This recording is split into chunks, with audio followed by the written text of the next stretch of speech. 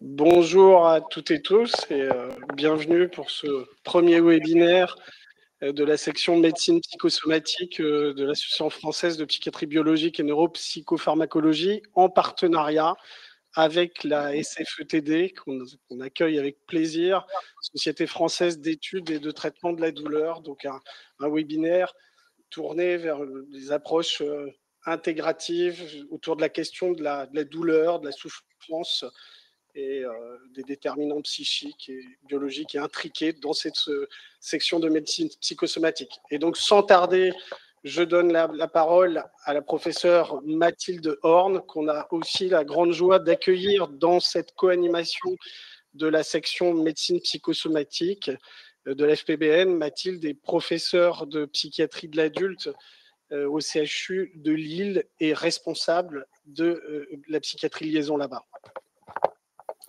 Voilà.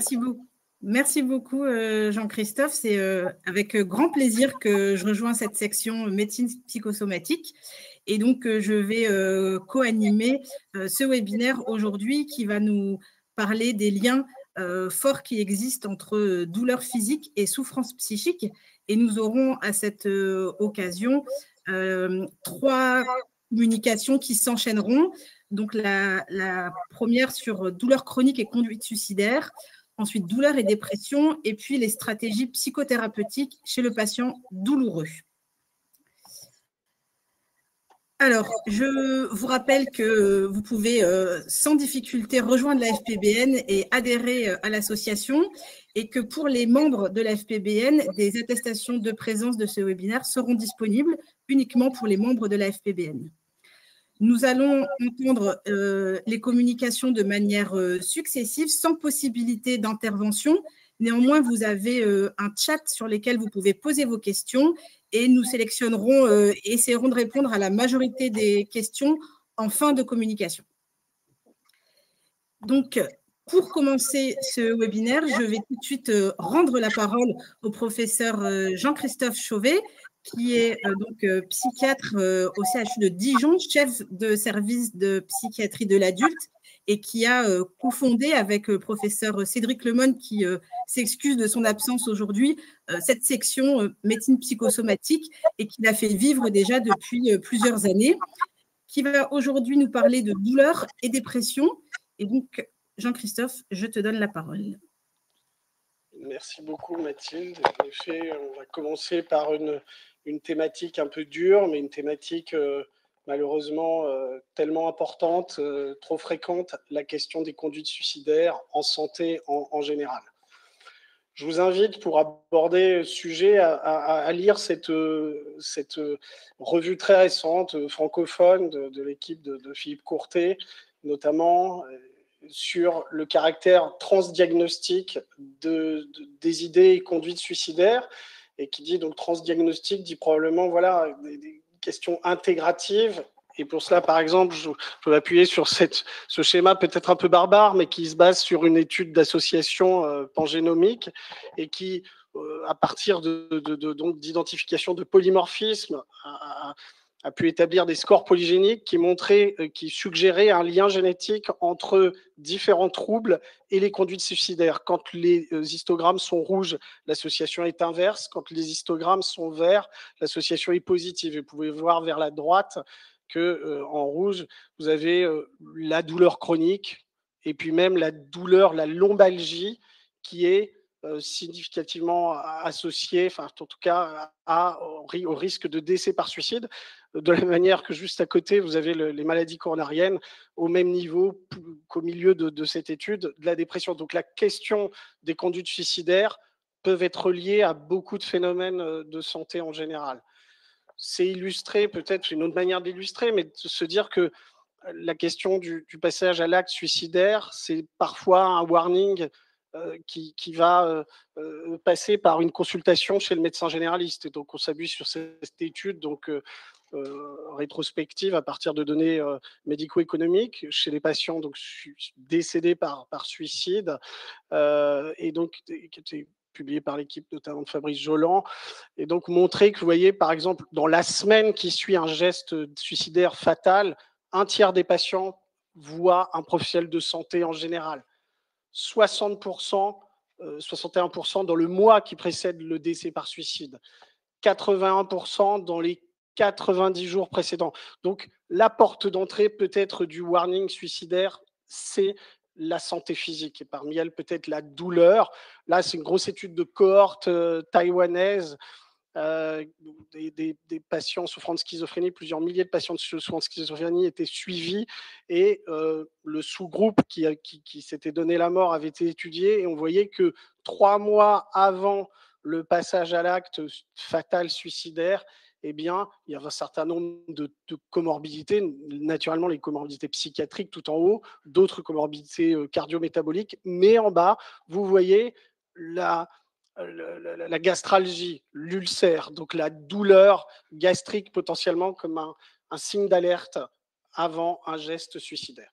Donc, depuis longtemps, il est établi qu'un nombre substantiel de douloureux chroniques sont à risque suicidaire, que ce soit en termes d'émergence d'idées ou de passage à l'acte. Et donc, on peut s'appuyer sur cette revue de la littérature robuste, qui est ancienne, mais qui a été confirmée par des travaux récents. Et donc, vous voyez, en termes à la fois d'idées de désir de mort, d'idées suicidaires, de plans suicidaires, de tentatives de suicide, voire de décès, eh bien, il y a une association périlleuse. Donc, vous voyez, pour ce qui concerne l'idéation suicidaire, eh bien, vous avez un odds ratio à 2, donc montrant une augmentation significative des idées suicidaires chez les patients douloureux chroniques versus les patients non douloureux. Quand il s'agit de l'établissement d'un plan, on est à un odds ratio de 2,60. Quand il s'agit des tentatives de suicide, les patients douloureux chroniques sont beaucoup plus à risque de faire une tentative de suicide que les non douloureux. Si on s'intéresse aux idées, enfin, aux idées de mort, vous avez un odds ratio de 1,5 chez les douloureux chroniques versus les non douloureux. Et tout ça est confirmé par une méta-analyse très récente, mais dont je trouvais la présentation plus en tableau, un peu moins didactique, moins simple, mais qui est faite à peu près par la même équipe, en tout cas beaucoup d'auteurs communs, très récentes, qui montrent par exemple là qu'on a un odds ratio de 2,10 d'idées suicides, de désir de mort chez les patients douloureux chroniques versus les non douloureux.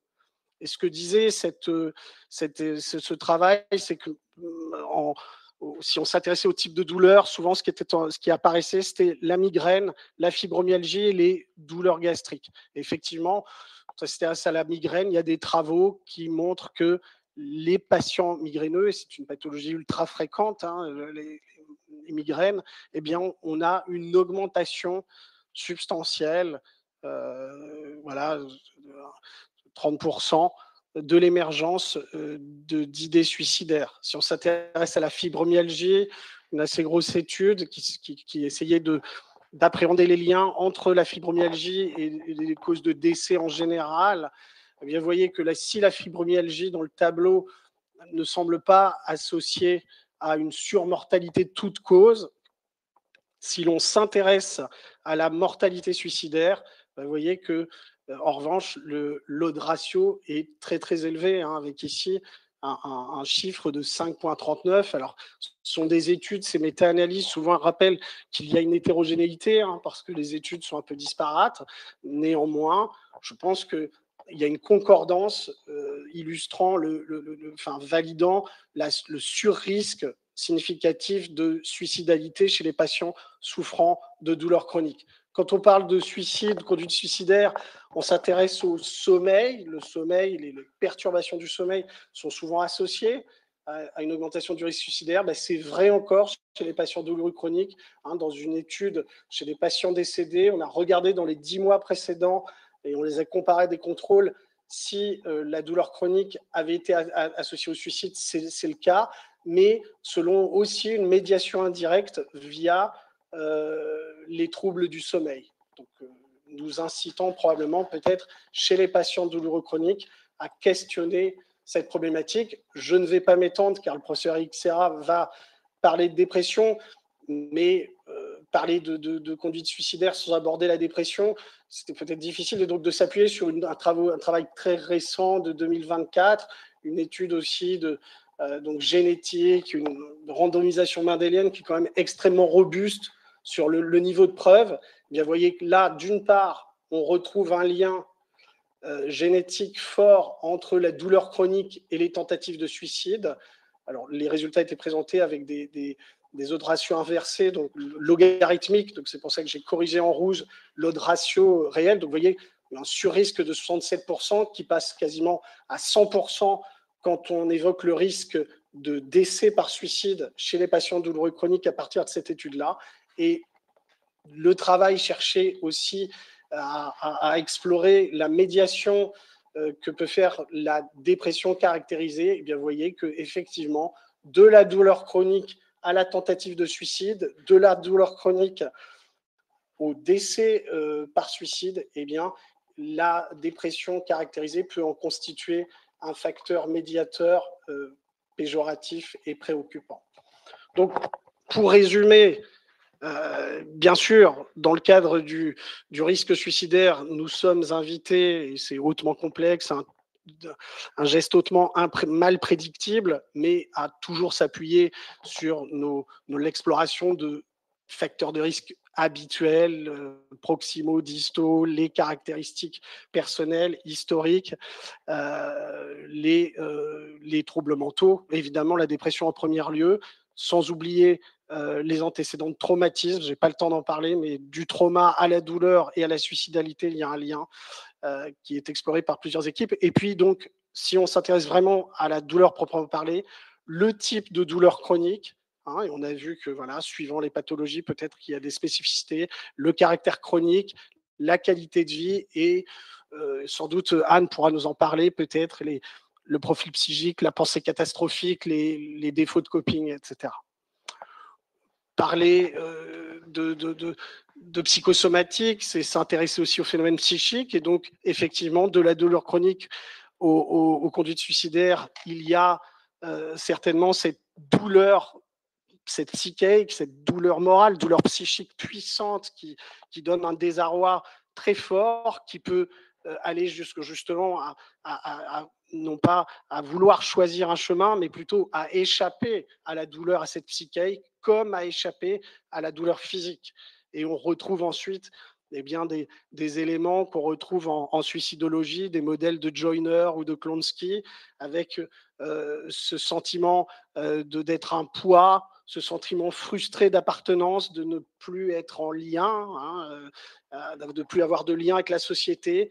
Tout ça rajouté peut-être avec une augmentation de la capacité de passer à l'acte, eh bien, douleur plus un psychisme bouleversé de cette manière-là peut conduire à des conduites suicidaires.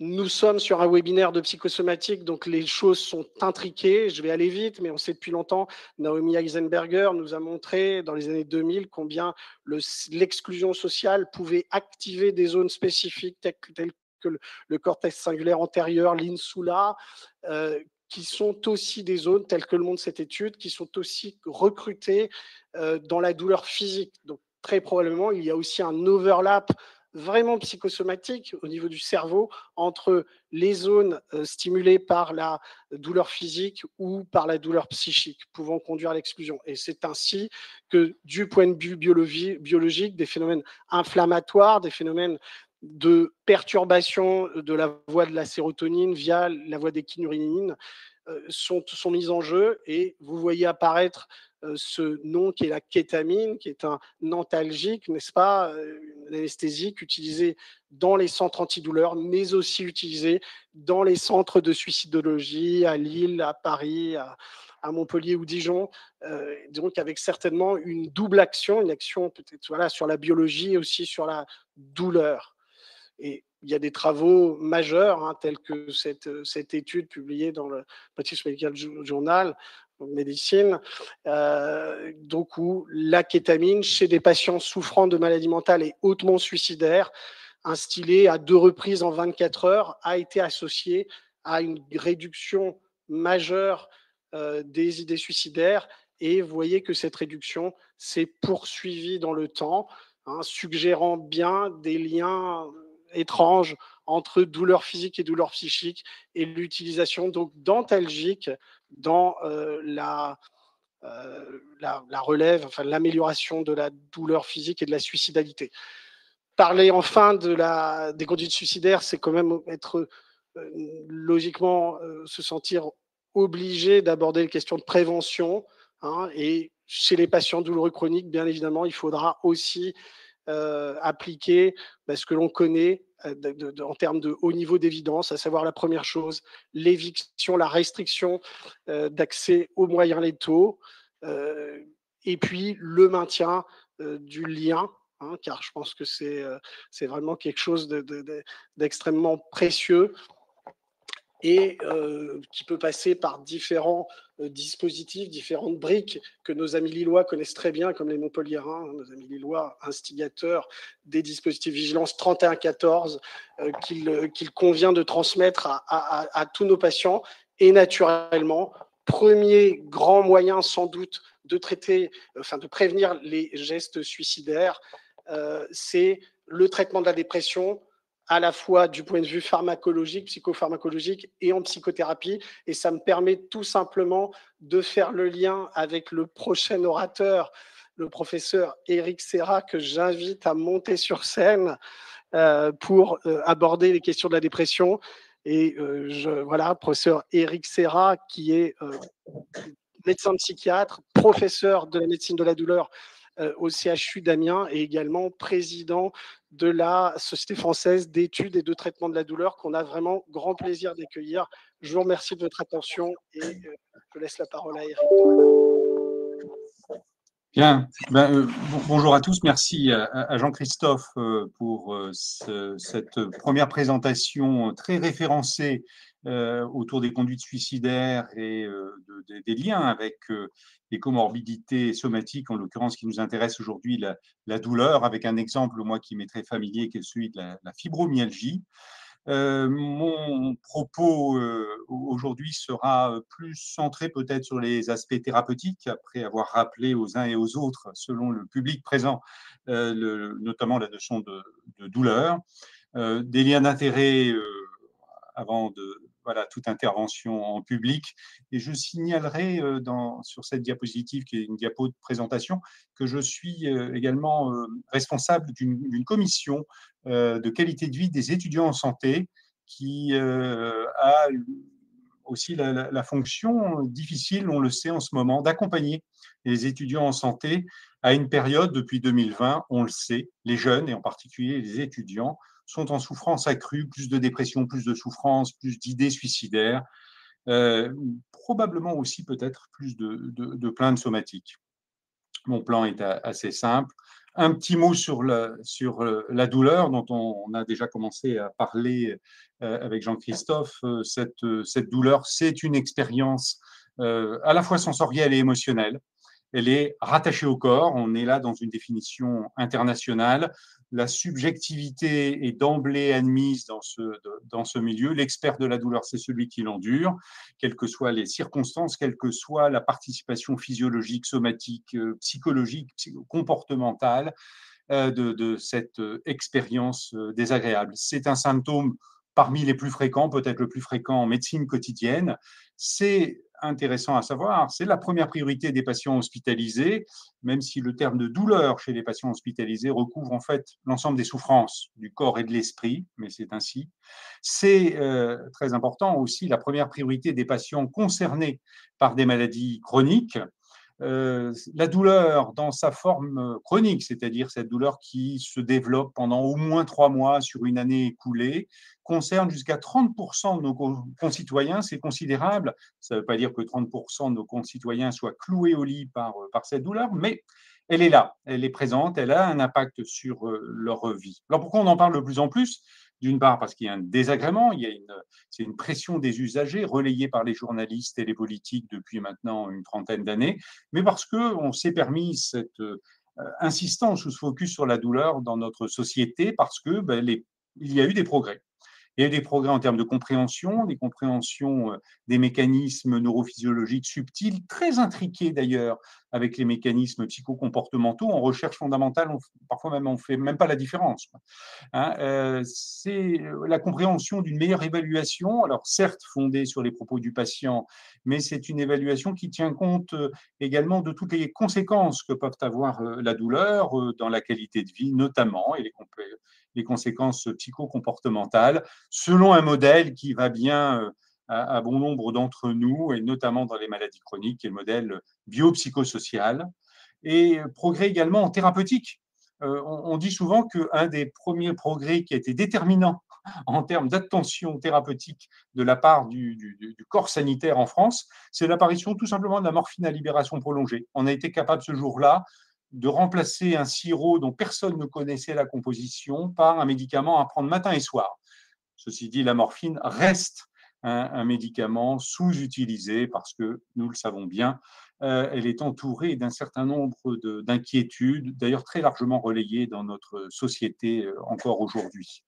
Les progrès, ça a été les progrès aussi du traitement de certains mécanismes douloureux, bien repérés en médecine, mais qui nécessitent encore aujourd'hui des progrès considérables. Je pense aux douleurs neuropathiques, vous savez, liées à des lésions neurologiques périphériques ou centrales, et qui ne répondent pas aux antalgiques classiques, mais certains médicaments, antidépresseurs particuliers, mixtes, certains antiépileptiques notamment. Et puis c'est, d'un point de vue thérapeutique, quelque chose qui est très porté par nos concitoyens, c'est les progrès en termes de, ou l'intérêt en termes de thérapeutique non médicamenteuse, TNM, appelée également intervention non médicamenteuse. La dépression, je crois que l'assistance étant composée de psychiatres, je ne ferai pas l'insulte de rappeler cela, mais peut-être en évoquant, en passant un mécanisme psychologique qui est présent, qui n'est pas spécifique à la dépression, qu'on retrouve dans l'anxiété, qu'on retrouve en fait dans les maladies chroniques, et en particulier d'ailleurs qu'on retrouve dans la douleur, le catastrophisme. Et puis, en passant aussi évoquer le terme de douleur morale qui a été évoqué dans sa version anglaise par Jean-Christophe, hein, qui est un symptôme de souffrance psychique. Voilà, ça n'est pas le versant psychologique de la douleur. Et puis la fréquence des idées suicidaires, et dans la douleur, dans la dépression, pardon, l'existence de symptômes somatiques pour un trouble fréquent, la dépression, dans lequel je voudrais surtout souligner les progrès en termes de diagnostic et de thérapeutique. C'est peut-être pour prendre le contre-pied de ce qui se dit habituellement. On a eu en France quand même une diminution, une stagnation, une diminution des suicides entre 2000 et 2020, et ça repose essentiellement, je crois, sur une meilleure compréhension, un meilleur diagnostic et une meilleure thérapeutique. Depuis, vous le savez, les choses se sont de nouveau gâtées. Alors, eh bien, finalement, on a parlé, et ça a été introduit ainsi par Jean-Christophe, du concept de comorbidité. C'est un vieux concept. Il est toujours indispensable de comprendre d'où vient la souffrance du patient, quelle est la cause. La démarche étiologique en médecine est une démarche triomphante. Mais quand on a une association de douleur et de dépression, par exemple, plutôt que de passer son temps à chercher vraiment où est l'origine, et parfois avoir la surprise de traiter un problème que l'on croyait être à l'origine et de s'apercevoir que l'autre problème subsiste, continue à impacter le patient, le concept de comorbidité nous permet de regarder à égalité les souffrances présentées par le patient, y compris dans un cabinet de psychiatre. La douleur corporelle, physique, est effectivement très fréquente dans la dépression. Elle pose des difficultés thérapeutiques. Plus les patients ont des symptômes somatiques associés, plus la dépression est difficile à traiter, ce qui m'amène à évoquer en passant, sans l'approfondir, cette notion de dépression masquée. Certains d'entre nous disent, certes, il y aurait peut-être un spectre de la dépression. On voit ça avec la fibromyalgie. Savez-vous que s'il n'y a pas plus de dépression dans la fibromyalgie au moment où vous voyez votre patient fibromyalgique, les patients qui souffrent de fibromyalgie présentent 2 fois plus d'antécédents dépressifs que les autres. Donc on pense que dans la fibromyalgie, qui est elle-même un trouble hétérogène, cette douleur diffuse associée à de la fatigue, on pense qu'il y a un sous-groupe de patients qui sont probablement des patients souffrant d'une dépression chronique très particulière avec des expressions plus somatiques.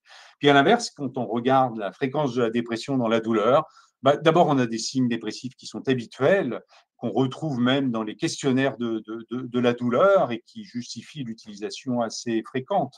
D'ailleurs, dans les structures de douleur chronique du questionnaire HAD, Hôpital Anxiété Dépression, qui est un bon outil de dépistage, probablement expliqué d'ailleurs en partie par les mécanismes psychologiques communs. J'avais déjà évoqué le catastrophisme, on en reparlera. Nul doute qu'Anne également en reparlera tout à l'heure. Pour une épidémiologie qui est assez connue maintenant, c'est qu'en population générale de patients douloureux chroniques, quand même 30% de la population, 20% d'entre eux présentent un trouble dépressif caractérisé. Et quand on regarde les patients qui ont été adressés en structure douleur chronique, qui ont été choisis, sélectionnés notamment par les médecins généralistes, parce qu'ils ont un impact, il y a un impact considérable dans leur qualité de vie, on va jusqu'à 60% de patients dépressifs. Je dis toujours à mes collègues médecins de la douleur, vous êtes des spécialistes de la dépression. Certains apprécient cela, d'autres peut-être un peu moins. Ce que l'on sait aussi, c'est que quand on a des problématiques de dépression, les risques de douleur sont accrus. Et on a même vu ça en douleur chronique post-opératoire. Il y a plus de chronisation de la douleur. Alors, les traitements, mais j'ai déjà été assez bavard, mais les traitements. Alors, les traitements médicamenteux, c'est peut-être ce qui est le plus simple quand même. Alors, je ne vais pas aller jusque dans ces avancées qui sont tout à fait passionnantes, mais qui ne sont pas encore complètement fixées au quotidien, même si les publications s'ajoutent les unes aux autres. Je parlais de la kétamine qui a été abordée par Jean-Christophe à la fin de son topo, mais bien de notre quotidien de médecins, et en particulier peut-être de psychiatres, avec une recommandation assez forte autour des antidépresseurs mixtes, inhibiteurs de recapture de la sérotonine et de la noradrénaline. Alors, entre nous, mais c'est antipédagogique ce que je vais dire, c'est qu'en fait, tous les antidépresseurs fonctionnent. En fait, tous les antidépresseurs améliorent l'humeur, la capacité à faire face de tous les patients porteurs de maladies chroniques. Alors, le problème de santé derrière, de santé publique, c'est qu'on ne peut pas se permettre de proposer des antidépresseurs à tous les patients. On a montré que parmi les antidépresseurs, effectivement, les antidépresseurs mixtes avaient des actions thérapeutiques antalgiques spécifiques, et notamment dans la douleur neuropathique. Ça, c'est connu. La duloxétine a l'AMM pour les douleurs des neuropathies périphériques du diabète. C'est très clairement indiqué. Mais voilà, il y a des indications aussi un petit peu plus larges de ces antidépresseurs mixtes. Ils ne sont pas les seuls. Vous savez qu'il existe aussi les gabapentinoïdes qui aujourd'hui font l'objet quand même de surveillance, de méfiance, parce qu'il y a quelques mésusages suffisants pour alerter l'assurance maladie et limiter la prescription, notamment de la prégabaline. Maintenant, au bénéfice du neurontin au gabapentine, à suivre. Et parler des traitements, c'est évoquer des thérapeutiques non médicamenteuses. C'est peut-être l'occasion aussi de valoriser bon nombre d'actions ou de thérapeutiques qui émanent du milieu de la santé mentale, il faut le savoir. Alors, les traitements, on peut les diviser en plusieurs chapitres, ces traitements non médicamenteux, mais il y a les traitements corporels, avec bien évidemment la kinésithérapie, qui est souvent le professionnel de santé le plus rencontré, et c'est important alors de former de mieux en mieux les kinésithérapeutes qui sont formés depuis pas si longtemps que ça, finalement, à cette problématique de la douleur. Mais je cite en passant parce qu'il y a des données montrant l'efficacité de l'acupuncture sur certaines arthroses ou certaines douleurs plus diffuses ou sur les céphalées. L'indication de la neurostimulation transcutanée, c'est quelque chose de très précis pour les douleurs neuropathiques. Et bien évidemment, l'activité physique adaptée dont on va parler et reparler, parce qu'on a l'impression que cette stratégie thérapeutique, finalement, a des indications multiples. Dans les traitements non médicamenteux, évoquons sans détailler les traitements psychocorporels, c'est l'hypnose de laquelle s'est originée notamment la relaxation ou les méthodes de relaxation. Et je cite en passant une technique, le MDR, qui a une validité connue dans les traumatismes psychologiques. L'approche psychocomportementale qui sera développée par l'intervenante suivante et en France, toujours encore cette balance entre les approches cognitivo-comportementales et les approches référencées du côté de la psychanalyse, sans avoir la possibilité toujours de faire appel à un psychologue, un psychiatre, un psychothérapeute tous les professionnels de santé peuvent utiliser des stratégies qui sont de ce chapitre-là, avec notamment l'établissement d'une alliance thérapeutique, il faut toujours faire ça dans les maladies chroniques, et puis le fondement probablement des approches sur les sciences de l'apprentissage. Et puis le dernier chapitre qu'on évoque dans les formations sur les thérapies non médicamenteuses, c'est celui de l'éducation thérapeutique, de l'importance des groupes de patients, des associations d'usagers et d'autres approches. Mon avant-dernière diapositive, qui ouvre probablement la porte à Anne dans quelques minutes, c'est un focus sur les approches cognitivo-comportementales fondées sur les sciences de l'apprentissage, avec les thérapies cognitivo-comportementales, voire les thérapies cognitivo-comportementales et émotionnelles, avec, à travers 4 verbes en quelque sorte, toutes les stratégies qu'on peut utiliser, exposer le patient face à sa peur de la douleur. Ce sont des stratégies développées par exemple par Vlayen depuis très longtemps aux Pays-Bas, maintenant en Belgique. On considère alors la douleur comme une phobie et on peut appliquer à cette douleur les stratégies validées dans les phobies. L'exposition du patient, exposition accompagnée, progressive, face à sa douleur, et notamment avec l'activité physique adaptée, permet au patient finalement d'apprivoiser cette douleur. Beaucoup d'approches purement cognitives qui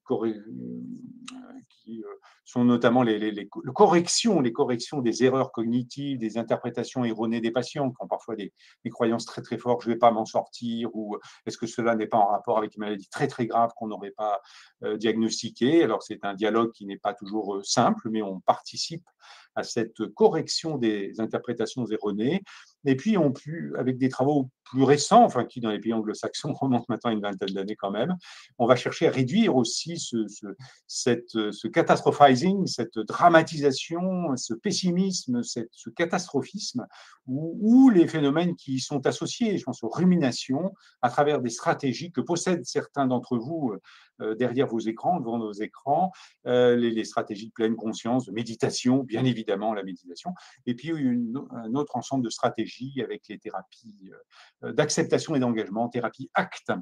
Et enfin, ça c'est un propre intéressant et qui intéresse beaucoup d'ailleurs les professionnels de santé, propre des approches cognitivo-comportementales, c'est non seulement combattre ce qui ne va pas, ce qui est un discours classique en médecine, mais appuyer ce qui va bien, favoriser les comportements positifs et les pensées positives.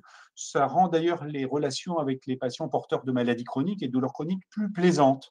On n'est pas dans le repérage de ce qui ne va pas pour le combattre, on est dans l'appui de ce qui se passe bien, ce qui donne au quotidien, parce que tout le monde n'est pas psychothérapeute, ce qui donne au quotidien des discours, des prises en charge de patients fondés sur les sciences de l'apprentissage, avec une alliance thérapeutique, plusieurs stratégies d'alliance thérapeutique. On s'approche là presque de la communication parfois, mais notre collègue Charlie Kunji en Suisse a fait un excellent ouvrage sur les stratégies de renforcement, de reformulation, de résumé, de recontextualisation, qui permettent à des professionnels de santé, quelle que soit leur formation, sans être nécessairement psychologue ou psychiatre par exemple, de pouvoir surfer ou s'appuyer sur ces approches cognitivo-comportementales. Je recommande toujours aux collègues de bien repérer des notions comme l'évitement. Ça, c'est assez facile à repérer. C'est l'ennemi principal, n'est-ce pas, du pauvre patient douloureux chronique qui évite les activités parce qu'il a bien repéré que ça diminuait sa douleur. Et il va falloir l'aider à réaffronter ces activités. Ce n'est pas du tout intuitif, cela. Il faut donc repérer l'évitement et le gérer. Repérer aussi le catastrophisme. Ah, docteur, c'est épouvantable, aucun traitement ne fonctionne, j'ai toujours mal. Et la kiné, oh, ça ne sert à rien, ils me mettent sous lampe chauffante, c'est inutile. Et les activités physiques, je crois que vous ne m'avez pas compris, docteur, je suis très, très douloureux, je ne peux absolument rien faire. Et donc, quand vous avez un patient qui a des discours négatifs comme ça, je dis aux internes, aux étudiants, aux apprenants, quels qu'ils soient, qu'il est inutile d'entreprendre des modifications thérapeutiques. Il faut déjà ébranler ce catastrophisme. Et on peut l'ébranler en arrivant à repérer avec le patient la petite amélioration obtenue par tel ou tel médicament, les bénéfices, en tout cas, en termes de qualité de vie, d'un maintien d'activités sociales et physiques. Et donc, vous voyez le dernier mot qui apparaît sur ma diapositive, qui est l'activité physique adaptée, l'APA, qui, vous le savez, pour ceux d'entre vous qui êtes des psychiatres, apparaît même en première ligne de recommandation de traitement selon la HAS pour des dépressions débutantes. En conclusion, je vous ai offert là une vision globale ou biopsychosociale, ce sont des termes qui ne sont pas strictement équivalents. Dans une approche qui se veut intégrative, on utilise les multiples stratégies. Certaines stratégies sont bien validées, d'autres le sont peut-être un petit peu moins. Il faut d'ailleurs dans ce cas-là accompagner les patients, toujours faire attention, n'est-ce pas, aux stratégies non validées, à la recherche d'une autonomisation du patient. J'ai abordé avec vous le concept de comorbidité. On a entendu l'existence de traitements communs. Je ne l'ai peut-être pas assez souligné, mais l'activité physique adaptée, les antidépresseurs tricycliques, mais vous l'avez compris, hein, sont des traitements communs entre la douleur chronique, et notamment d'ailleurs les phénomènes de chronicisation, pas seulement la douleur neuropathique. On a montré que les phénomènes de chronicisation étaient sensibles à certains de ces traitements. Traiter la douleur, c'est aussi traiter les souffrances associées. Il arrive très très souvent, je vois ça en consultation de la douleur, on finisse par ne plus parler de la douleur, mais parler d'autres souffrances du patient. Il y a une surreprésentation des traumatismes, des vécus traumatiques. Et puis enfin, alors que Anne va probablement doucement monter sur scène, j'appelle de mes voeux un certain nombre de progrès qui sont attendus en médecine de la douleur et médecine de l'esprit, pour parler de façon très, très, très générale. Alors, les rendre plus accessibles dans une période comme la nôtre, où on fait plutôt des économies, où on a une difficulté d'accès, c'est un vœu pieux, mais voilà, je crois qu'il ne faut pas lâcher cela. En tout cas, c'est un des combats que nous menons à la Société française d'études et traitement de la douleur. Je termine sur ma casquette de militant. Anne, je te passe la parole.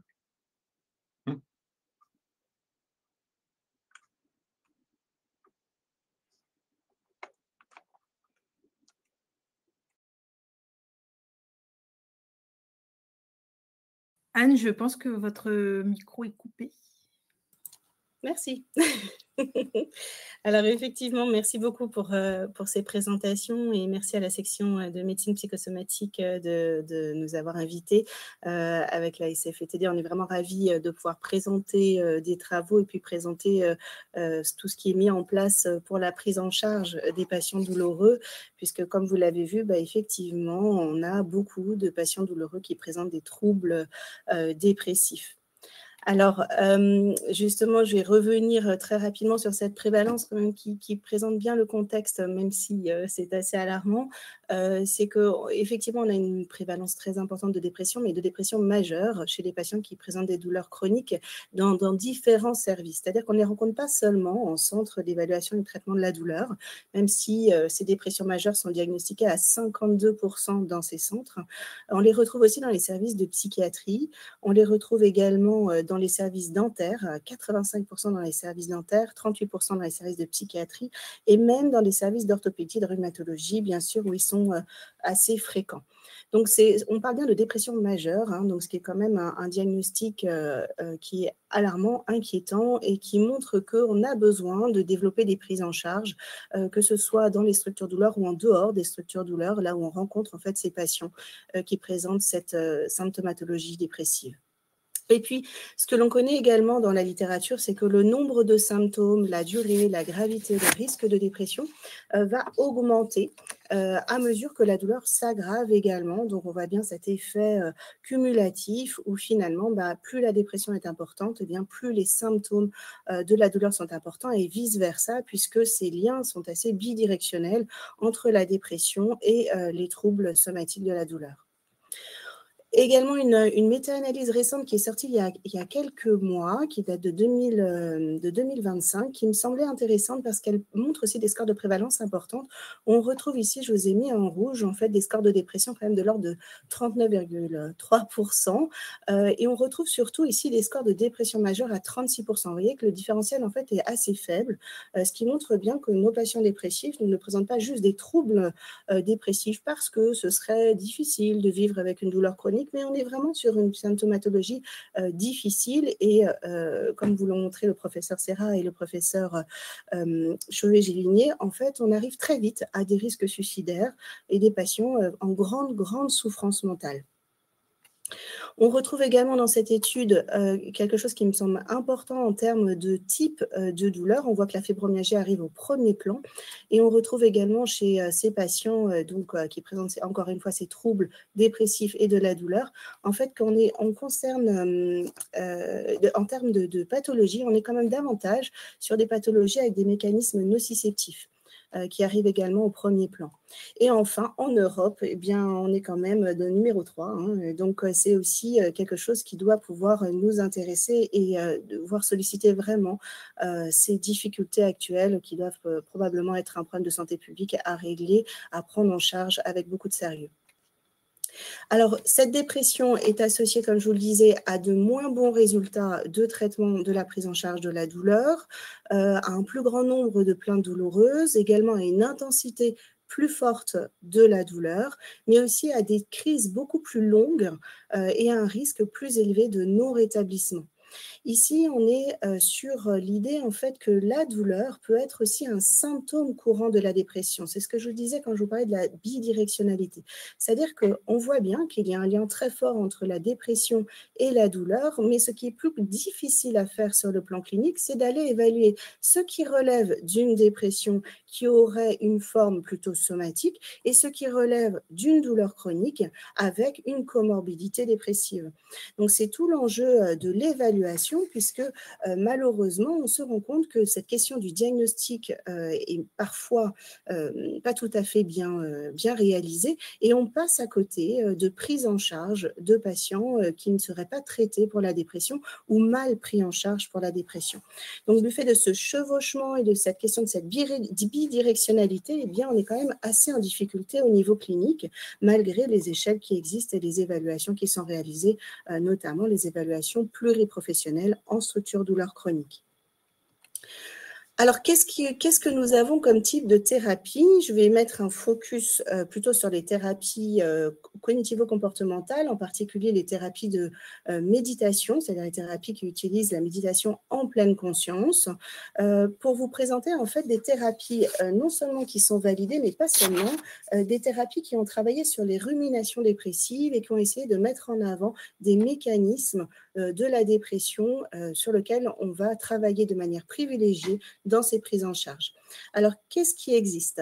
Quand on regarde justement ce tableau, on voit qu'on a le MBSR qui est peut-être cette méthode thérapeutique un petit peu plus ancienne qui a été développée par John Kabat-Zinn en 1982 avec l'idée d'aller travailler sur la diminution du stress qui est provoqué dans certaines pathologies chroniques, en l'occurrence dans le cadre de douleurs chroniques. On a ici un programme MBSR qui comporte 8 séances de 2 heures qui durent à peu près 45 minutes et puis on demande une pratique importante de méditation de pleine conscience par les patients. Alors, il faut imaginer que ce sont des programmes avec énormément de patients. C'est-à-dire que là, on n'est pas sur des petits programmes de 8-10 patients. On peut en avoir une vingtaine. Ce ne sont pas toujours des thérapeutes. Ce sont des personnes qui sont formées au MBSR, qui animent ces programmes. Et puis, on va essayer d'accompagner ce patient à développer une capacité à être dans une attitude d'ouverture maximale à son champ attentionnel aux sensations douloureuses pour arriver à se désengager des tentatives de jugement, de contrôle de cette expérience et à être pleinement dans l'instant présent. Donc, on voit bien qu'en termes de rumination, eh bien, c'est une méthode qui demande en fait une expérience, c'est une volonté de porter une attention expérientielle sur la douleur sans jugement moment après moment, avec une forme, on dit, de bienveillance, de curiosité bienveillante. Et cet apprentissage amène les patients à réduire en fait la composante dépressive. On a des données empiriques à ce sujet. On a également le MBCT qui me semble extrêmement intéressant puisqu'on est sur un programme relativement similaire au MBSR. On est sur des programmes de 8 séances qui durent 2 heures également et pour lesquelles on demande une pratique de 45 minutes par jour de méditation individuelle aux patients. On est par contre sur des groupes un peu plus restreints. Pourquoi? Parce que si ce programme est relativement similaire en termes d'apprentissage de la méditation de pleine conscience, on va cependant intégrer des thérapies cognitives. Et là, c'est intéressant parce que ce programme a été réalisé initialement pour prévenir la rechute dépressive des patients douloureux, dépressifs, la rechute dépressive de manière générale, mais on peut l'adapter pour nos patients douloureux, non pas seulement dans une prévention de rechute dépressive, mais pour travailler sur ces ruminations dépressives. Donc, on associe une thérapie cognitive comme on pourrait la faire de manière très classique en TCC, c'est la restructuration cognitive, avec ce programme de MBSR, ce qui nous donne du coup le MBCT. Donc, on est sur un programme qui également a fait ses preuves avec des résultats empiriques, notamment en termes de rechute dépressive et de gestion de la douleur avec une réduction de l'intensité douloureuse.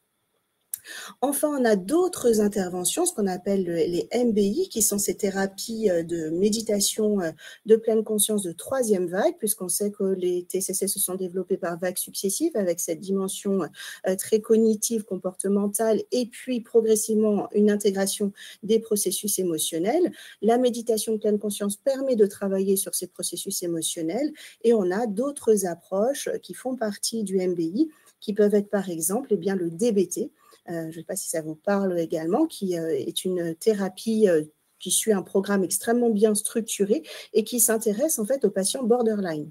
Donc, c'est une thérapie qui demande un gros investissement de la part du thérapeute. Cette fois, ce n'est pas un animateur, mais quelqu'un qui est vraiment formé à cette approche et qui demande une grande disponibilité parce qu'on sait bien que nos patients borderline ont besoin en fait d'avoir un étayage, une alliance importante avec leur thérapeute. Donc, des thérapies différentes. Et enfin, la dernière thérapie dont je souhaitais vous parler, ce sont ces thérapies d'acceptation et d'engagement, qui sont des thérapies qui se sont développées parallèlement au TCC, c'est ce qu'on appelle des thérapies contextuelles, et qui s'intéressent à développer, à favoriser la flexibilité psychologique. Alors, cette thérapie a également fait ses preuves pour les patients douloureux. On a beaucoup de données qui montrent qu'il y a vraiment une amélioration de la flexibilité psychologique et également une réduction de la douleur. Pourquoi? Parce qu'on va travailler sur 6 processus qui sont synthétisés sur ce schéma, avec un premier processus autour de l'acceptation, qui permet d'aller travailler sur cette ouverture à la douleur et d'accepter les sensations douloureuses. Il ne s'agit pas d'accepter forcément d'avoir une douleur, mais d'accepter que l'émergence de ces sensations et des crises douloureuses sans lutter contre ces douleurs, donc en stoppant ces fameux évitements expérientiels dont vous parlez, Eric Serra, à l'instant. On peut pour cela développer de la diffusion cognitive dont je vous parlerai ultérieurement. Et puis, on a également tout un travail autour du soi comme contexte, c'est-à-dire d'identification à la douleur et de décentration par rapport à ces sensations douloureuses et d'être en présence justement de la douleur sans lutte expérientielle, qui s'appuie bien sûr sur des outils de méditation de pleine conscience avec une pratique régulière qui est également demandée aux patients. Et enfin, on a un dernier axe important autour de l'action qui est engagée en direction des valeurs qui comptent pour le patient et qui sont aussi une autre manière d'aller travailler le pacing ou l'activité physique adaptée, puisque finalement, on vient travailler du coup l'engagement comportemental en s'appuyant sur un levier thérapeutique qui est ici les valeurs qui nous permettent finalement d'aller proposer au patient de se centrer sur ce qui est important pour lui et non pas sur un score d'amélioration ou une récupération physique qui peut être démotivant pour le patient. Donc, c'est un réel levier thérapeutique pour permettre de favoriser l'engagement du patient dans une réactivation comportementale, mais aussi d'aller développer une conscience bienveillante par rapport aux sensations douloureuses et pour cela, de s'ouvrir à la douleur. Alors, quelques outils thérapeutiques qu'on utilise en TCC pour vous donner une petite illustration aussi de ce qu'on fait concrètement quand on rencontre un patient. Eh bien, dans un premier temps, on va apprendre au patient à observer ses pensées dysfonctionnelles. Donc, les patients douloureux, chroniques, qui présentent des troubles dépressifs ont des ruminations dépressives et notre objectif, c'est de pouvoir les mettre en évidence déjà dans un premier temps pour une première prise de conscience, puis on verra ensuite comment on les modifie. Alors, on utilise pour cela les colonnes de Beck où le patient va noter quand ces ruminations dépressives vont émerger. Il va évoquer les émotions qui sont associées, les sensations physiques, où est-ce que ça se manifeste, est-ce que c'est justement de la douleur avec des tensions musculaires, tout ce qui est de l'ordre vraiment des sensations physiques. Il va noter ses pensées automatiques, ce qu'on appelle les pensées automatiques néfastes, ce sont ces fameuses pensées dysfonctionnelles. Par exemple, je n'y arriverai pas, je n'en suis pas capable, je ne peux pas aller à ce cours ou à cette activité sportive. Et donc, la réaction comportementale qui est très souvent de l'évitement, c'est-à-dire finalement, il n'y va pas effectivement et il reste sur ses pensées négatives. Donc, on arrive à faire émerger ces pensées et l'idée, ça va être de restructurer ces pensées pour modifier la pensée dysfonctionnelle et finalement changer toute cette chaîne associative pour créer d'autres émotions, réduire les sensations physiques et provoquer chez le patient un comportement différent. Alors, quand ces pensées sont difficiles à mettre en évidence, on peut utiliser la technique de la flèche descendante. Je vous ai donné un exemple, c'est que les patients viennent parfois en consultation douleur en disant, voilà, les douleurs, de toute façon, sont inéluctables en vieillissement, avec l'âge, elles arrivent et je ne peux pas faire autrement. Et ils se présentent de manière extrêmement passive, sans avoir de possibilité de voir les choses autrement. Cette technique de la flèche descendante est une technique qui est intéressante puisqu'elle permet finalement d'aller identifier quelle est la pensée automatique et de pousser le raisonnement jusqu'au scénario catastrophe. Donc, on va amener le patient à partir de cette pensée automatique à voir, mais finalement, et si ces douleurs sont inéluctables en vieillissant, qu'est-ce que ça vous emmène à penser? Et on va plus loin en disant, peut-être que voilà, je suis quelqu'un finalement qui n'a pas d'autre possibilité que de subir ces douleurs. Et une fois que ce schéma cognitif est mis en évidence, on va pouvoir le travailler avec d'autres thérapies qui sont souvent des thérapies liées au schéma, donc des thérapies cognitives. Enfin, comment on restructure ces pensées cognitives une fois qu'elles sont mises en évidence? Eh bien, on va essayer de créer une sorte de déséquilibre, c'est-à-dire d'aller nuancer la pensée pour faire comprendre à quel point cette pensée peut être une pensée unique, mais qui n'est pas forcément partagée par d'autres individus. Et là, le groupe est très profitable, puisque du coup, les patients ont tendance à critiquer les pensées des uns et des autres, ce qui permet aux patients de nuancer les choses. Alors, une fois que ces pensées négatives, dichotomiques, qui peuvent être de la surgénéralisation, on parle aussi d'inférence arbitraire ou de dramatisation. Le catastrophisme, c'est de la dramatisation, c'est donc une pensée dysfonctionnelle. Eh bien, on va amener le patient à évaluer le pour, le contre, à réaliser peut-être des pourcentages, à essayer d'avoir une vision plus réaliste, de reconsidérer son raisonnement et d'évaluer finalement autrement ses pensées. Donc, c'est cette prise de distance, en fait, qui permet au patient d'aller modifier son raisonnement et de réduire l'impact des émotions. Et je terminerai par une dernière diapositive sur la diffusion cognitive. Dans cette diffusion cognitive, on est sur une technique qui justement est différente de la restructuration cognitive. Je vous ai mis un exemple d'un patient lombalgique qui porte sa valise et qui se dit je suis en train de monter dans le train et je me rends compte que j'ai des douleurs, je ne pourrai plus jamais prendre le train. Et la restructuration cognitive, ce serait d'essayer de changer cette pensée en se disant c'est difficile de prendre le train avec mes douleurs. Or, quand on fait des thérapies d'acceptation et d'engagement, on ne change pas ce contenu de pensée, c'est encore une autre technique. On va parler de diffusion cognitive ou de décentration cognitive, c'est-à-dire qu'on laisse le patient être face à ses pensées cognitives, mais on apprend à les supporter. On apprend que ces pensées sont là de manière finalement relativement fugace et qu'elles vont passer progressivement. Et tout ça, c'est un apprentissage, ce n'est pas du tout naturel, ça suppose vraiment un entraînement pour le patient et de l'accompagner du coup dans cette acceptation finalement de ces pensées dépressiogènes. Je vous ai simplement mis une petite littérature pour aller plus loin puisqu'on a sorti cet ouvrage tout récemment sur les psychothérapies des patients douloureux chroniques, où vous aurez du coup des cas cliniques qui vous expliquent comment ces prises en charge ont été faites, et puis des programmes aussi qui sont expliqués pour les patients douloureux chroniques, où on travaille bien sur ces cognitions dépressiogènes. Voilà, je vous remercie. Merci beaucoup. Merci aux trois intervenants, c'était absolument passionnant et toutes ces présentations ont déjà suscité un certain nombre de questions. Moi, j'en avais également une petite, peut-être pour le professeur Éric Serra. Je me posais la question de la recherche des idées suicidaires pour faire le lien avec la présentation de Jean-Christophe Chauvet.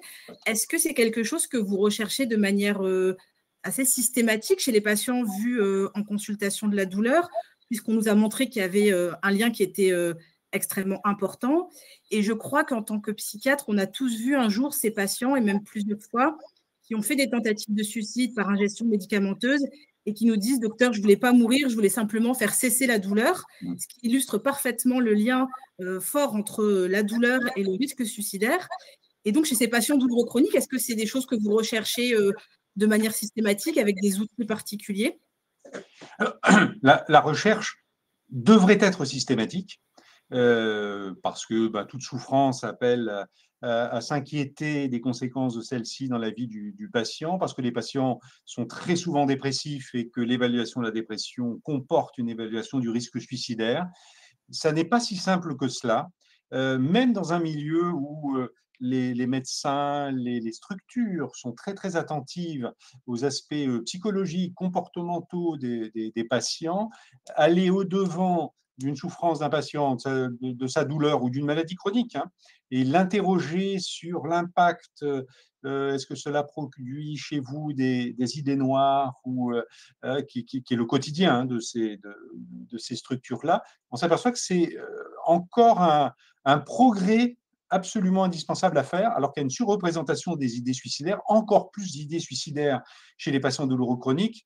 Ça a été bien montré, par exemple, dans la fibromyalgie, plus d'idées suicidaires, plus de passages à l'acte, plus malheureusement de décès, donc de suicides. Donc, en théorie, cela doit être fait.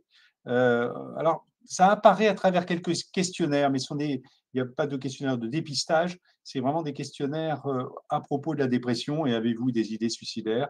C'est ça. C'est-à-dire que là, on est loin des données acquises de la science, des questionnaires qu'il faudrait pouvoir soumettre à nos patients. C'est la réalité quotidienne. Il faut encourager tous les professionnels de santé à aller au-devant des souffrances des patients dont ils s'occupent, y compris en évoquant ces questions des idées suicidaires. Moi, je passe un certain temps dans les formations à apprendre cela aux collègues, médecins, infirmiers. Voilà. Merci beaucoup, et j'espère que ce genre de webinaire coopératif pourra justement faciliter ces liens pour la suite. Dans le chat, plusieurs questions, et dont plusieurs questions qui rejoignent, à mon avis, une même thématique qui est la question des stress post-traumatiques, puisqu'on m'a posé la question de la place des événements climatiques dans la douleur, dans la dépression, les idées suicidaires, mais également la place de l'EMDR. Et je pense que toutes ces questions soulèvent une thématique commune qui est la place du stress post-traumatique. On sait que TSPT est associé à des douleurs. Le TSPT est aussi associé à la dépression. Et on pourrait se poser la question, est-ce que ces patients déprimés et douloureux, ce ne sont pas pour une grande partie des patients qui souffrent d'un psychotraumatisme qui a été peut-être pas diagnostiqué? Je sais que Jean-Christophe, tu l'évoquais très rapidement dans ta présentation sur aussi le rôle du catastrophisme, qui est aussi quelque chose qui caractérise les patients avec un trouble de stress post-traumatique. Est-ce que c'est est-ce que c'est quelque chose qui pourrait venir aussi expliquer le lien avec les conduites suicidaires? Merci Mathilde, et puis encore une fois merci effectivement à Anne et puis Eric pour leur belle présentation. Enfin, c'est un beau webinaire. Oui, je pense qu'il y a de toute façon il y a une cohérence, je dirais, psychosomatique, somatopsychique de la physiopathologie, du trouble de stress post-traumatique et de la douleur. Enfin, il y a une perturbation évidemment psychique, une effraction psychique puissante qui forcément est douloureuse psychiquement et qui peut faire douleur physiquement. Il y a une perturbation de l'axe du stress, de l'inflammation. Donc ça a du sens. Il y a des travaux, j'en ai un en tête notamment, qui avait montré que chez les femmes qui souffraient d'endométriose ont retrouvé beaucoup plus d'antécédents psychotraumatiques, des traumas complexes, des violences dans l'enfance, etc. Je n'ai pas dit, pas de généralisation, hein, pas d'essentialisation, mais on retrouvait un surrisque et donc de la douleur et du risque suicidaire également. Donc, en effet, on pourrait considérer, je pense qu'après, Anne ou Eric pourraient poursuivre. Enfin, j'ai beaucoup aimé vos présentations intégratives. On voit bien qu'on a un overlap entre à la fois la physiopathe de douleur physique, douleur psychique, dépression, etc., suicidalité et éventuellement trauma et troubles de stress post-traumatique. Et donc, traiter l'un aide à traiter l'autre. Je crois que vous l'avez bien dit, à la fois avec la pharmacopée et les mesures non médicamenteuses accompagnant. Voilà. Peut-être Anne ou Eric pour poursuivre. Oui, Eric, je peux juste rajouter peut-être quelque chose. Je suis tout à fait d'accord avec ce que tu évoques, Jean-Christophe. En fait, il y a bien sûr, on retrouve des troubles de stress post-traumatique, mais pas dans toutes les douleurs chroniques. Elles sont plus fréquentes effectivement dans les douleurs pelvipérinéales. On va les retrouver également parfois associés à des événements qui ont fait trauma, effraction, comme dans le cas de douleurs post-chirurgicales. Et puis parfois aussi, malheureusement, on l'a discuté justement au colloque début juin à Dijon, au colloque sur les dispositifs du psychotrauma, c'est quand la douleur elle-même devient effractante et vient créer finalement du psychotrauma chez le patient. Donc, les situations sont quand même assez différentes et c'est très important de pouvoir bien les évaluer, d'avoir un tableau clinique assez clair pour savoir ensuite comment prendre en charge le patient, parce que là, on a beaucoup de techniques qui existent pour traiter le psychotrauma. On a par exemple le MDR, on a également l'intégration du cycle de la vie, l'ICV, en TCC aussi, on a des protocoles qui existent en fait pour prendre en charge les patients et leur faire revivre le scénario en fait traumatique. Donc, il y a beaucoup en fait de possibilités d'outils, mais pour pouvoir les mettre en place, il faut vraiment bien diagnostiquer ce qui est de l'ordre de la douleur, du psychotrauma et de bien comprendre en fait les mécanismes. Ce que je pourrais rajouter aux excellents propos de mes collègues, à la fois là dans la réponse aux questions et dans leur présentation universitaire très référencée, je les en remercie. Je crois que j'avais oublié même de préciser, mais vous l'avez compris, que Anne Masselin-Dubois était universitaire en psychologie, maître de conf à Dijon. Et ce que je voulais rajouter, c'est qu'il y a quand même une surreprésentation des états de stress post-traumatique en douleur chronique. C'est un fait qui est constaté dans toutes les structures de douleur chronique. Et après, les réponses, elles dépendent du tissu sanitaire, des compétences des uns et des autres. J'ai fait un appel du pied, là, peut-être, aux psychologues et psychiatres devant leur écran, dans leur cabinet ou leur centre médico-psychologique, selon… Alors, le problème, c'est le problème de nos disponibilités, n'est-ce pas?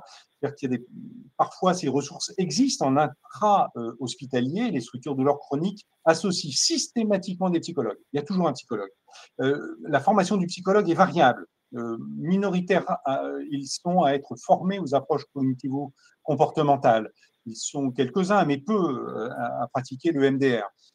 Donc, les techniques existent, les stratégies existent, on repère les patients et il faut ensuite ouvrir des possibilités thérapeutiques. Donc là, je fais un appel et on a entendu aussi dans le propos d'Anne Masselin-Dubois le fait que il faut vraiment avoir une compétence. Moi, je pense qu'il ne faut pas seulement être compétent en EMDR, en méditation ou en hypnose, par exemple, des techniques utilisées chez les soignants. Il y a une différence, il y a une valeur ajoutée indéniable quand on est des professionnels de la relation, de la santé mentale, de la psychologie, de la psychiatrie. Donc, au mieux, voilà, j'invite tous les collègues à recevoir en consultation un certain nombre de ces patients. Je sais que les collègues psychiatres le font déjà pas mal avec la fibromyalgie. C'est une problématique vraiment à l'intersection, à l'overlap, dirait Jean-Christophe. Un grand merci pour vos réponses. Peut-être une toute dernière question et puis après, il nous sera malheureusement temps de clôturer ce webinaire. Docteur Massin, les thérapies que vous avez proposées sont vraiment assez intéressantes. Je me posais la question de l'acceptabilité pour les patients qui se présentent avec des symptômes physiques, d'être orientés vers des prises en charge qui soient psychologiques, c'est-à-dire que une partie des patients se présentent avec des symptômes qu'ils ressentent dans leur corps et ont des attentes corporelles, qu'elles soient médicamenteuses ou non médicamenteuses, mais corporelles. Est-ce qu'il vous est facile de proposer à ces patients, pour éviter parfois d'aller dans l'escalade thérapeutique qui peut être plus néfaste que bénéfique pour ces patients, à quel point vous avez des facilités à les orienter vers des prises en charge qui sont psychothérapeutiques quand on parle de douleurs physiques? C'est une excellente question et vous avez saisi le challenge pour le psychologue, mais on a la chance, quand on travaille en structure douleur, de travailler dans la pluriprofessionnalité, c'est-à-dire que les patients ont d'abord rencontré un algologue qui les invite à aller rencontrer ensuite un psychologue pour une évaluation psychopathologique. Donc, quelque part, la psychologie est introduite et expliquée en amont. Donc, les patients n'arrivent pas comme ça dans une consultation à leur propre demande, c'est rare en définitive. Et puis, on a la chance de travailler vraiment main dans la main parce que la prise en charge de la douleur, elle se fait dans la complémentarité des disciplines et dans une concertation d'équipe. Donc, le psychologue va apporter un éclairage en termes d'évaluation psychopathologique qui va être discuté et le patient, lorsqu'il a intégré, compris comment on allait prendre en charge la douleur avec des approches pluridimensionnelles, voilà, il a déjà fait un grand pas et en général, ça se fait parce que l'équipe est derrière, parce que l'organisation se fait de cette manière-là. Merci beaucoup. Je pense que c'est encore une fois un exemple de peut-être ce qui devrait se faire dans plein d'autres disciplines qu'on essaye de faire en psychiatrie de liaison, ce lien avec les autres spécialités et d'éviter de faire le ping-pong des patients entre une spécialité et l'autre. Mais ce travail main dans la main, comme vous l'avez dit, je pense doit nous inspirer pour beaucoup d'autres domaines. On ne pourra malheureusement pas répondre à toutes les questions parce que le temps du webinaire est passé. Je voudrais encore une fois remercier tous les intervenants pour les présentations vraiment très intéressantes, enrichissantes, toutes les questions qu'on a pu avoir. Je me permets de vous rappeler que vous pouvez devenir membre de la FPBN de manière très simple et vous avez sur la diapo qui s'affiche le site de la FPBN. Et je vous rappelle également le prochain webinaire organisé par la FPBN qui aura lieu la semaine prochaine, qui est organisé par la section addiction, qui sera animé par le professeur Benjamin Rolland et Amine Benyamina et qui parlera de méthadone. Et voilà pour nous. Merci encore d'avoir été présent aujourd'hui et bonne journée.